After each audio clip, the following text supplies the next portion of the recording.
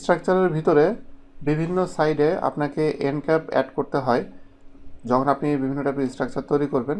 Large স্ট্রাকচারের ক্ষেত্রে বিভিন্ন ধরনের আপনাকে এন্ড ক্যাপ তৈরি যেসব করবেন সেটা আপনি ম্যানুয়ালি যদি করেন সেটা আপনি করতে পারবেন। তো সেটা আপনি এখানে এটা যেহেতু রেগুলার ইউজ করতে হয় সেহেতু আপনি কিভাবে এটা মানে সরাসরি ইউজ করবেন সেটা আমি আপনাদেরকে দেখাবো। এখানে যে এন্ড ক্যাপ অপশনটা দেখতে পাচ্ছেন, এই টুলসটা আমি এখান থেকে অ্যাক্টিভেট করলে এখানে আমাকে জাস্ট ফেস সিলেক্ট করতে হবে। এখানে আইকন থেকে বোঝা যাচ্ছে যে এখানে আমাকে ফেস সিলেক্ট করতে হবে। ফেসটা হবে যেই সাইডে এন্ড ক্যাপটা হবে সেই সাইডে সেটাকে আমাকে সিলেক্ট করতে হবে। করলে এখানে এন্ড ক্যাপ এখানে একটা অ্যাড হয়েছে এবং সেটা প্রিভিউতে দেখতে পাচ্ছি। এবং এখানে আমি চাইলে মাল্টি এন্ড ক্যাপ আমি একসাথে অ্যাড করতে পারি মাল্টি ফেস আমি সিলেক্ট করলে। যেমন এই সাইডেও আমি যদি সিলেক্ট করি তাহলে দুই সাইডে এন্ড ক্যাপ অ্যাড হবে। তো অ্যাড হওয়ার পরে এখন আমি এখানে যে থিকনেসের এখানে আমি কত থিকনেস দিব সেটা এখানে 5 আছে, 5, 10 আপনি যেটা দিতে চান। এখানে 5 মিলিমিটার যেটা আছে সেটা আমি এখানে দিতে যাচ্ছি। তো দেওয়ার পরে এখানে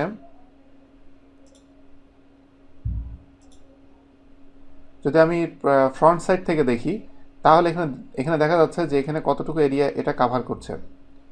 আর এখানে আরেকটা ব্যাপার যে থিকনেস এখানে আউটওয়ার্ড আছে, ইনওয়ার্ড আছে।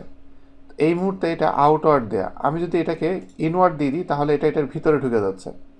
তো যদি এটার ভিতরে ঢুকে যায় এই অবস্থায় আমি যদি ওকে দিই তাহলে এখানে ডিফারেন্সটা দেখেন, এটা কিন্তু এটার ভিতরে ঢোকে নাই। এটা হলো এইটার স্ট্রাকচারের ওভারঅল ডাইমেনশন যেটা সেই ডাইমেনশনটাকে সে ঠিক রাখছে। কারণ পরবর্তীতে আপনি যখন লাস্ট স্টেজে আপনি ক্যাপ অ্যাড করবেন খুবই স্বাভাবিক আপনি চাবেন না যে এটার লেন্থটা এটার ক্যাপ এন্ডের জন্য এটা বেড়ে যাক। তো সেই ফিচারটাও এখানে অ্যাড করে দেওয়া হয়েছে। তো দেওয়ার পরে নেক্সট স্টেপ যেটা এখানে এটাকে আমি বাইরে রাখছি আপাতত। নেক্সট স্টেপ যেটা সেটা হলো ইউজ থিকনেস রেশিওটা আমি উঠিয়ে দিলে এইখানে আমি এটাকে চাইলে চেঞ্জ করতে পারবো। এটা আসলে কি জিনিস, এখানে আমি বাড়াতে কমাতে পারবো। যেমন ইউজ থিকনেস রেশিওটা আমি চেক থাকা অবস্থায় ফ্রন্ট সাইড থেকে আমি যদি দেখি ক্যাপের এই এন্ডটা কোন পর্যন্ত যাবে, ক্যাপের এই এজটা, সেটা হলো যে আমি এখানে যদি 0 দিই তাহলে আউটার এজ যেটা আউটার এজের সাথে মিলে যাবে। আবার যদি আমি 1 দিই তাহলে ইনার এজের সাথে মিলে যাবে। তো আমি এখানে 0.5 দিলে সেন্টারে থাকবে। এবং এটাকে আমি যদি উঠিয়ে দিই এটা আমি ম্যানুয়ালি যদি দিতে চাই, ম্যানুয়ালি কতটুকু দিতে চাই এটা আমি এভাবে দিতে পারবো। তো আমি এখানে 0.5 রাখলাম। এরপরে চ্যামফার কর্নার যদি দেই, চারিদিকে যে কর্নারগুলো এগুলো আমি যদি চ্যামফার করে দিতে চাই সেটা আমি এভাবে চ্যামফার করে দিতে পারবো। তো পুরোটা আমার ওকে হওয়ার পরে এবং এইটা আমি থিকনেস ডিরেকশন অবশ্যই ভিতরের দিকে দিব। দেওয়ার পরে এইভাবে এদিকে একটা এবং এদিকে একটা দুইটা খুব সহজেই এন্ড ক্যাপ অ্যাড হয়ে যাবে।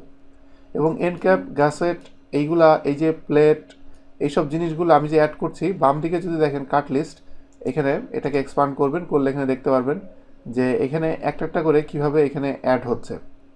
এবং এই জিনিসগুলো যে অ্যাড হচ্ছে এটা অ্যাড হওয়ার কারণে আপনি পরবর্তীতে যখন বিল অফ ম্যাটেরিয়াল আপনি তৈরি করবেন তখন আপনি খুব সহজেই ইনফরমেশনগুলো আলাদা আলাদাভাবে পাবেন, কারণ এগুলো প্রত্যেকটাই আলাদা আলাদা বডি।